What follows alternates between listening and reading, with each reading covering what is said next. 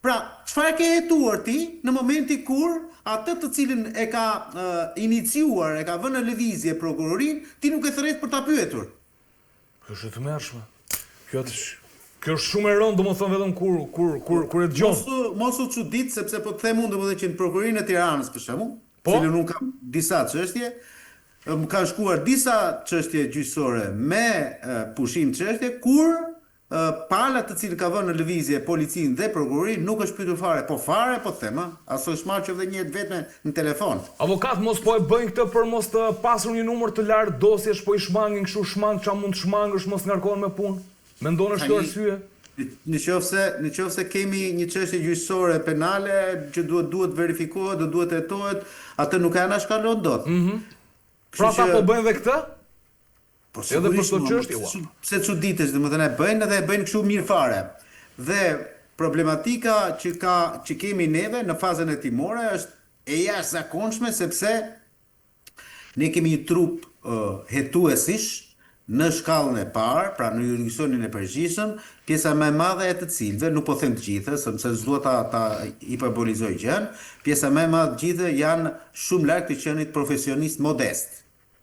Gati i shikoj si tip gjobaxhish ose persona të cilët domethënë bëjnë punën në thonjza të keqe, të sekserit midis denoncuesit dhe organit të akuzës. Dhe kur dëgjoj shpesh herë pastaj që anatemohet trupa e avokatisë, dhe këtë nuk duhet të bëj avokatin e avokatit, por sepse ne jemi 15.000, 17.000 avokatë në gjithë Shqipërinë dhe ndër gjithë këtë trup të madhe avokatie sigurisht që mund të kesh edhe njerëz të cilët domethënë nuk e bëjnë ashtu siç duhet profesionalisht për profesionin e avokatit, por ama në 17.000 mund të gjesh goxha drur të shtrembët, por në 300 prokuror edhe 300 oficerë të policisë gjyqësore të gjesh kaq shumë personazhe të cilët përfliten për sekselllëqe, atëherë është pastaj diferenca në përqindje shumë herë më e madhe tek organi i akuzës dhe te profesionaliteti të cilin këta gjasme kërkojnë tek sistemi jon gjyqësor. Faleminderit Nard, do rikthehem sërish. Zhvima, tani çfarë po ndodh? Kush e mbikëqyr këtë, domethënë gjithë këto problematikë që shpjegojnë Nardi, kanë përshtypjen, ti e kupton shumë mirë. Jeni të dy avokatë. Kush e mbikëqyr këtë prokurorin e rrethit të gjyqtarët në për? Unë e kuptoj dhe unë e kam diskutuar vazhdimisht këtu dhe kam gjetur oponencën dhe kundërshtimin tënd për reformën në drejtësi, që ishte një reformë e cila shpiku këto anomali që i citojmë përpara kolegu, që mos të përsëris kolegun, thjesht unë dua të shtoj tek ju disa fakte të tjera të cilët kanë lidhje edhe me ato që tha kolegu. Reforma në drejtësi nuk u bë me plan shpëtimin e qytetarëve shqiptar nga hallet e sistemit drejtësisë apo mosmarrveshjeve civile, penale dhe administrative. Reforma në drejtësi nuk u bë për të arritur qëllimin që të kemi një drejtësi efektive, një drejtësi e cila të jetë në aspektin e dhënies së drejtësisë brenda një kuadri të drejtë kushtetues dhe legjislativ. Dhe reforma në drejtësi nuk u bë për qytetarin e thjesht për të kuptuar ai se si duhet të ketë akses në drejtësi, por u bë vetëm me një qëllim, që nëpërmjet spakut të sulmohet klasa politike, të bëhet sikur po sulmohet korrupsioni, ndëshkohet korrupsioni, kapet korrupsioni, të bëhet sikur bandat kriminale, organizatat kriminale do arrestohen, do kapet, do konfiskohet pasuria e tyre, çdo gjë do vi në rregull dhe do kemi, do thoya, një ndëshkim gjyqësor, pra penal në aspektin penal, dhe gjitha kjo është një mashtrim. Dhe unë kam thënë pikërisht tek ju, kjo godina këtu përfaqëson sot reformën në drejtësi dhe jo hallet të vërteta që kanë qytetarët që nuk marrin një rrugëzidhje. Po thua që një pjesë kjo godina këtu, ky institucioni që po citoni këtu, Spaku, është ajo që un kam thënë vazhdimisht dhe e them. Për statistika, sot qytetarët shqiptar presin drejtësinë e vonuar. Pyetje, avokat. Ju mendoni që të paktën gjithë këto goditje që janë bërë, se unë jam shumë dakord me si godite. Jo, më lër vetëm një moment të bëj pyetjen. Unë jam shumë dakord kur ne bëjmë këtë ndarjen, se unë pikërisht prandaj kam bërë thelbin e emisionit për të bërë ndarjen me qytetarët, se çfarë Jo, është drejtësia spaku. është një, nuk ka ekziston ndarje. Po pra, po ka ndodhur kjo dhe unë këtë Jo, unë s'dua ta pranoj këtë, se unë si profesionist nuk e pranoj. po ti pranon me argumentat që jep. Jo, nuk e jap Pra, kundër reforma argument. drejtësi ka prodhuar këtë ndarje. Pra, Jo, gjithë reforma fokusi- drejtësi ishte një. Jam lërë të bëj pyetjen. Po pra, reforma drejtësi ishte një për të gjithë sistemi gjyqësor në Shqipëri. Po. Të drejtësisë. Po, Prokurori, zakonshmi gjykatë. dhe të posaçëm. Po çfarë Po. ndodhi? U bën ndarje, pra gjithë fokusi është vënë tek spaku, gjithë vëmendja mediatike Fokusin e politike. bëri Partia Socialiste për të kapur spakun dhe spakun e kapi 2022-2025 duke vendosur zotin Dumani, krye prokuror i cili merrte autorizim në emisione televizive për zotin Ahmetaj dhe me rastin e zonjës Balluku çfarë mori nga zoti Rama, zoti Brau tani që është kryetari i spakut, refuzim absolut. Pra, e kuptoni kjo është drejtësia. Po mirë, Për çfarë këtë ka drejtësi spaku flasim. tani aty? Jo, çfarë faji ka Domethënë, spaku? ku vendi Pra, që përfaqësohet nga spakun ja dhash Altin Dumanit, spakut reforma në drejtësi, mashtrime të radhës, dhe sot ju më thoni mua për dosje të cilët qytetarët shqiptar kanë probleme. Drejtësia është një, reforma është një për të gjithë. Ju e shikoni që procedimi penal ndaj zonjës Irena Gjoka u pushua nga spaku? Pra, pse duhet pushohet nga spaku ky procedim penal dhe mos të gjykohet ashtu siç e normo vet gjykata e lartë e cila thot nuk pranohet në disa raste të vendoset pushimi i procedimit penal. Pra, pushimin e procedimit penal për zonjën Irena Gjoka e bëjmë ndryshe, se na leverdiste për rastin e Mediut, na leverdiste me rastin e zotit Berisha, na leverdiste me rastin e zotit Meta. A kjo është drejtësi tjetër? Nuk e pranoj këtë si faktun. Është e njëjta drejtësi. Si me gjykatën e lartë që ke ministra dhe militant partie që ke sot antar të gjykatës së lartë dhe gjykatës kushtetuese, dhe sot pikrisht themi jo të bëjmë një diferencim midis dosjeve të qytetarëve të zakonshëm dhe atyre të posaçëm. Pra, ne kënaqemi për statistika nga spaku dhe nuk hidhërohemi nga ajo që ne themi vazhdimisht që qytetarët shqiptar nuk marrin rrugë zgjidhje tek hallet e tyre. Se kjo është drejtësia. Shiko, domethënë, ajo që dua të bëj sonte me të dy të ftuarit, pra me të dy avokatët, edhe Leonard Karajin dhe Gylsen Zhlimin, është të kuptojmë se çfarë po ndodh realisht me të gjithë procesin e sistemit gjyqësor, pra që nga nisja e tij deri në këtë moment. Përse duket sikur kemi, le të themi, një drejtësi e ndarë në dy standarde. Një për elitën e botoskrimit edhe elitën politike, dhe pjesa tjetër për qytetarët. Si e kupton këtë ndarje në ardh? Po kjo në Shqipëri është faktike. Pse them në Shqipëri dhe jo në vendet e tjera, sepse unë nuk shikoj një drejtësi le themi perfekte, sepse nuk e gjej dot, ndoshta po e mendsoj Danimark, Finland, Norvegji, Island, këto vendet e baltike apo vendet skandinave mund të ketë një lloj drejtësie reale. Kurse gjithë pjesa tjetër e botës nuk besoj domethënë që mund të kërkohet drejtësi perfekte. Por ama ka një problem shumë të madh domethënë që të duhet ta cekim për shqiptarët. Neve merremi në pjesën më të madhe të kohës dhe këtu nuk do të ndryshoj tempin e emisionit, po flas për gjëra konkrete. Që flas për masën. Në shumicën e rasteve për ty Andi dhe për gjithë kolegët e tu është më joshse kur bën biseda apo debate që kanë të bëjnë me funksionar të lartë politik, me spakun, me GKK-on, sepse ato gjykatë kushtetuese, sepse ato kanë dhe le të themi një lloj feedbacku të lartë, le të themi. Por ne harrojmë një gjë shumë të rëndësishme. Drejtësinë për masën e madhe të gjerë të popullatës. U bën një reformë në drejtësi me idenë domethënë që këtu do kishte një drejtësi cilësore.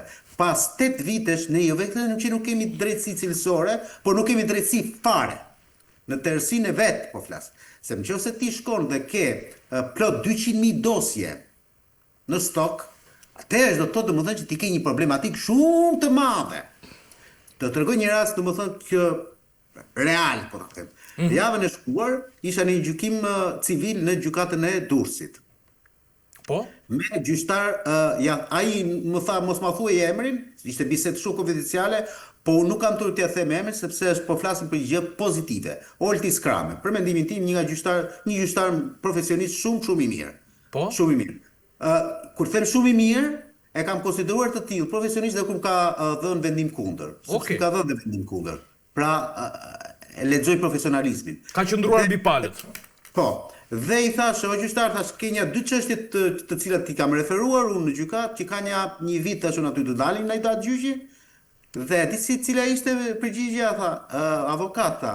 Atëherë sta për vitin tha 2024, urdhëro tha ja ku i ke këtu të shkruara, unë tha kam pasur në dorë, kam nxjerr 1322 dosje. Pra 1322 çështje gjyqësore. Kurse tha për vitin 2025 kam patur 1252. Pra, e kuptoni se për çfarë gjyqtari po flasim, kur mesatarja në Bashkimin Evropian për një gjyqtar nuk shkon më shumë se 220-250. Kurse për mesatarja përpara se të vinte reforma në drejtësi në Shqipëri, nuk shkonte më shumë se 350-400 dosje në vit për gjyqtar. Pra i bie me llogaritë mia, jam fal, me llogaritë mia po them unë 280 ditë pune, po llogaris me gjithë ditët e pushimit që po e mora mesatare se nuk e di fiks tash, po rreth 280. Pjesëtim për 1300 që është aty bie diku tek 5 çështje në ditë nar. 5 çështje në ditë. Se ti harxhon një gjë, një çështje gjyqësore nuk më mbaron me një çështje. Ti do shkosh të paktën 7-8 herë, 10 herë për një çështje gjyqësore. Aq i shtohet tek radha e dosjeve të tjera. Se ti i mat kështu, kurse unë po të them dosje, unë nuk po të them seanca gjyqësore. Një dosje mund të shkoj 3, 4, 5, 7, 10 seanca gjyqësore. Tani shumë zoj me një mesatare me 5, po të them unë. 1300 herë 5 se sa të shkojnë, edhe ti mendo domethënë se çfarë punë. A e kupton ti që një gjyqtar sot bën 10, 12, 15 gjyqje në ditë? Në ditë. Pra, ata po flas për ata gjyqtarë të cilët janë profesionistë dhe avokat, ka kohë fizike të shqyrtosh ti si avokat, si palë mbrojtëse, më lër të bëj pyetje. Si palë mbrojtëse, më ke mua klient, a ke kohë të arsyetosh ti kur ky gjyqtari dhe ky gjyqtari ka 10 çështje në ditë, 8 orë pune, që janë aty. Ke kohë ti ta tezaurosh ato faktet? Në gjë. Këtë disha them, po ke shumë drejt. Nuk ndodh pra. Domethënë ti nuk mund të kesh një drejtësi cilësore në këtë lloj aspekti. Fare më zero sepse ata nuk mund të hapin dot dosjen për ta lexuar. Dhe jo më ti kërkosh domethënë që të jetë cilësor në mënyrën e arsyetimit. Për më tepër që kjo drejtësia e re është bërë shumë herë më shumë burokratike edhe tek arsyetimet e vendimit. Nëse më përpara neve kemi pas një arsyetim vendimi të thjeshtë, por ligjor, po them që nuk ishte ligjor, 5, 6, 7 faqe, pra thelbi i gjës, sot ti dhe për një zgjidhje martese ke 30 faqe arsyetim. Po ku e gjejnë kohën ti shkruajnë duke pasur kaq gjyqe? Hajde merr vesh tani. Iku këtu tani po ta them këtu. Tani këtu të mora shembullin e një gjyqtari të cilin është profesionist. Ka një turm. Se duhet parë dhe ana tjetër e medaljes. Ka një turm të madhe gjyqtarësh të rinj dhe të vjetër që kanë ngelur në sistem, të cilët janë si kontrapedal, sepse duhet parë si një anë e medaljes, por duhet parë dhe ana tjetër më. Se ka ca gjyqtarë në gjykatën administrative o miku im të Tiranës që ta plasin buzën, kanë 2 vjet, 3 vjet me një çështje gjyqësore. Që ti shkruan letra për cektim datë gjyqi edhe nuk të kthen kurkush përgjigje. Lere prasaj në prokurori. A e diti që në kodin e procedurës penale, Andi, kur prokuroria nis një çështje gjyqësore, se po ka dalë nga njëri krah kanë tjetër, po në të gjitha interesin e vet flasin për sistemi gjyqësor, kur në kodin e procedurës penale ti çdo 2 muaj, unë si avokat dhe zhlima aty po ashtu, ka të drejtën që ti kërkoj prokurorit të çështjes, le të themi memo, se çfarë ka ndodhur me hetimin e dosjes në fjalë gjatë kësaj periudhe kohore, 2 mujore. Unë duhet vijem si avokat mbrojtës, duhet të vijem në dieni të procedurës hetimore që ka bërë organi i akuzës. Po, çfarë fazë është? Po. Në çfarë faze, çfarë ka bërë, çfarë është bërë. As edhe një herë. Fare. Por një herë të vetme.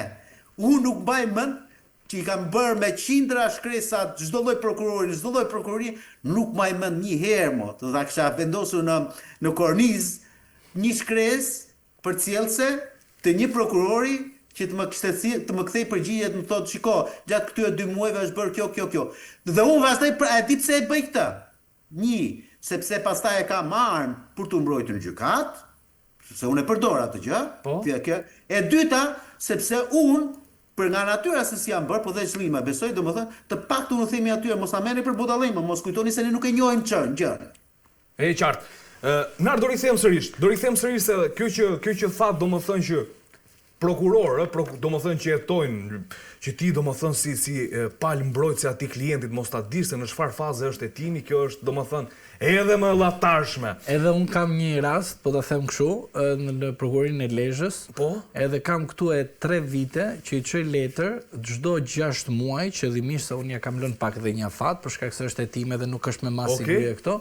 Dhe e njëjta përgjigje është, pra copy paste, ne po vazhdojmë me hetimet, po bëjmë këtë, po bëjmë atë, dhe Pak në marrë ka një përgjigje në ardhmë. Po unë po marr një përgjigje. Apo e di çfarë bëj? Prit tani kush është sekreti. Se unë çdo 3 muaj i çoj një letër, po pastaj pas 6 muaj i çoj letrën që çova para 3 muajsh, ja bashkangjiz dhe i them jeni detyruar të më përgjigjeni. E kupton çfarë tani? Prandaj them që kështu e bëj unë stilin, e kupton? I çoj një kështu fillimisht, pastaj ja marr atë, ja fotokopjoj, çoj tjetrën bashkangjitur. Po fshihet abuzimi në prokurori dhe gjykatat e rrethave. Në faktet nuk e shikon, këta janë tronditsa. Lër pyetje. Kjo është reforma në drejtësi. Po fshihet abuzimi në rrethe në prokurori dhe gjykata, mbas këtij suksesi të paktën të shfaqur të spakun, po ta quaj sukses, në kuptimin Kush spak? Reforma drejtësi, kjo se ka Spaku se apo spak? Spaku. Ah, spak, okay. Jo Tani, Spaku. Domethënë apo mbulohet, po fshihet abuzimi në rrethe, sa abuzim ka në prokuroritë e rrethave, gjykatat e rrethave. Një qytetar i cili nuk ka lidhje me gjyqësorin apo prokurorin, nuk mund të kuptoj çfarë i themin në këto momente. Duhet përplasesh që të kuptosh realitetin. Duke na dëgjuar, thotë ju e thoni qëllimisht sepse njëri ka një interes, tjetri me radhë me interesat e tjera. Kjo është interesante, shpjegoj. Por e vërteta është që spaku u bë si ajo lajmi i fundit. Po, është në fakt lajmi i fundit, çdo ndodhi. Që çdo aksion duhet reklamohet sa më shumë sepse qytetarët duhet të kënaqen me lajmin e fundit, pra që është klikimi i fundit. Kjo është mënyra se si sot përfaqësohet lajmi dhe se si përfaqësohet drejtësia reale që qytetarët në rreth pikërisht me spakun pra, apo bën lajmi i fundit që ju thoni që spaku është lajmi i fundit. Ti s'marrë vesh gjë. Lajmi i fundit është dhënë edhe nga vetë ndërkombëtarët që thonë që ka shumë dosje të pashqyrtuara. Lajmi i fundit ishte që zoti Sadushi çdo vit del me një raport dhe thotë gjykata e lartë ka bërë kaq mospranim me rekursi. Ky është lajmi i fundit i dështimit të dosjeve në gjykatat e zakonshme. Pastaj, a erdhi spaku për të justifikuar këtë dështim? Po. Dhe spaku pikrisht është vendosur si lajmi i fundit për të hequr vëmendjen të gjithë qytetarët që reforma në drejtësi ishte vetëm për spakun dhe jo për të tjerët. Në këto kushte jemi. Po, këto kushte jemi. Pse? Sepse sot keni parë ju zotin Rama të thotë dështuam me reformë në drejtësi nga të gjitha hallkat? Jo, vetëm kur drejtësia e tij nëpërmjet spakut shkon edhe troket tek dera e zotit Rama. Atëherë zoti Rama flet, por në asnjë moment zoti Rama nuk ka thënë që drejtësia që unë e reformova, se ne ja themi sa je pas ka reformuar, kupton? Jo 140 deputet, së është krenaria e Partisë Socialiste të zotit Rama. Përderisa është drejtësia jote, derisa është spaku jot, atëherë po drejtësia jote ka kaq shumë goditje brenda vetes sepse ka kaq shumë dosje që nuk japin rrugëzitje të qytetarëve shqiptar. Është shumë e thjeshtë. Po një sekond, të rri pak te kjo që e bëre, domethënë për t'i dhënë një sens. Më falësh një sekond lutem. Po, vazhdo. Po. Okej. Po. Duhet ta vazhdoj atë që sapo tha sepse nuk do që na shkasin pastaj nga pjesa e bisedës. Dëgjoj. E vëhu të re domethënë që Edi Rama mori një iniciativë, kimse dhe do të arrijë deri në fund. Binduni për këtë histori, mos keni domethënë dyshime. Pikpyetje.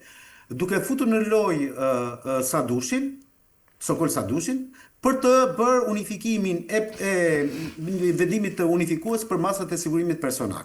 Po, mbi bazën e rrezikshmërisë. Atë që thash, po. Tani, okay, unë dhe Zhlima, duke qenë mund të jemi subjektiv sepse jemi avokat dhe në fund ditës ne duam që klientët tanë mos rinë burgore. Ne këtu jemi. Po s'po flasim për këtë histori.